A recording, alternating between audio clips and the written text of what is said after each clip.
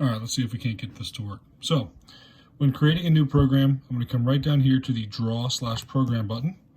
I'm going to shift over to New, and I'm going to create a new program. Now, notice how your alpha lock is already on, so you can just type in a name. I'm going to name this Quad, Q-U-A-D, but I'm also going to name it Quad 2 because I already have Quad built in.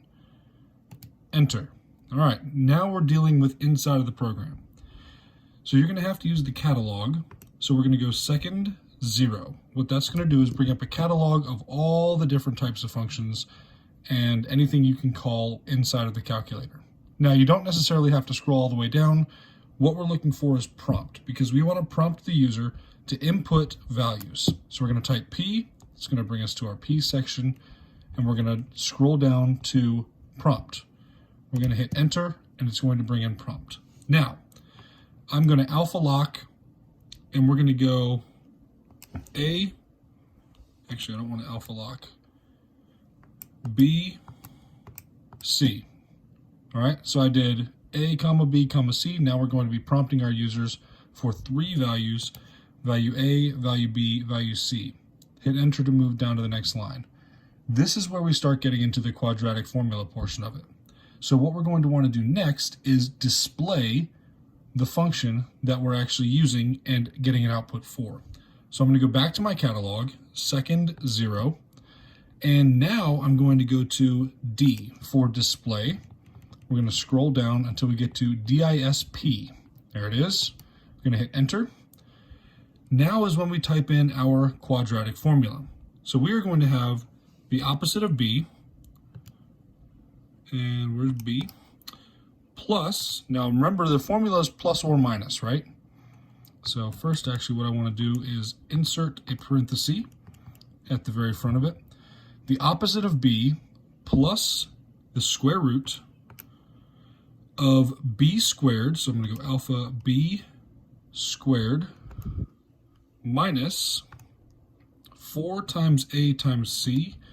Well, because the calculator does order of operations correctly, I can just do 4AC. Close off my radical, close off my numerator, divided by, open parentheses, because order of operations are done perfectly inside of a calculator, 2A.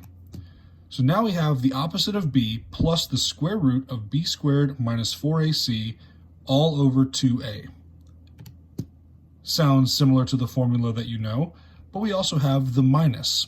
So I'm going to go second catalog again after entering.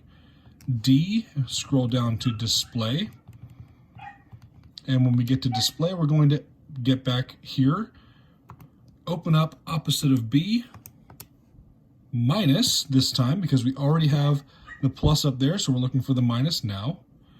The square root, second x squared, alpha B squared minus 4AC, close parenthesis for the radical, close parenthesis again for the numerator, divided by 2A, close parenthesis. Now what we have is the quadratic formula. We have it named quad, or quad 2 in this case for our program. We're going to be prompting the user for values A, B, and C, which are going to be your coefficients of the x squared, x, and constant terms, respectively.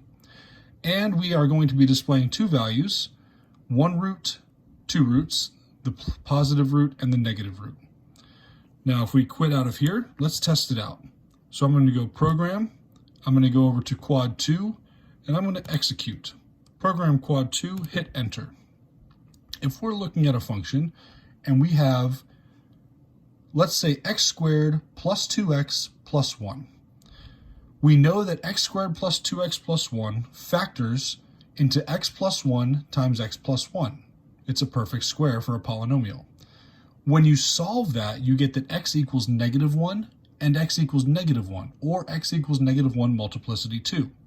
So, with a being equal to 1, b being equal to 2, and our constant term c being equal to 1, what we would expect as our display right down here is -1 and -1.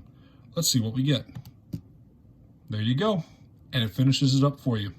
So now you have created a program for solving the quadratic function inside of your calculator.